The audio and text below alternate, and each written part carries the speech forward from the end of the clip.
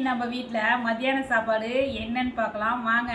பார்க்கறதுக்கு முன்னாடி ஒரு சகோதரி வாழைத்தண்டு சட்னி கேட்டிருந்தாங்க. நம்ம இருந்த ஏரியாவில் வாழைத்தண்டு இப்போ கிடைக்கலங்க. கிடைச்சதையும் நாங்கள் கண்டிப்பாக அந்த வீடியோவை அப்லோட் பண்ணுறோங்க. இன்றைக்கி வந்து பார்த்தீங்கன்னா என்னன்னு பார்த்தலாம் வாங்க. பாருங்க, சூடான சாதங்க,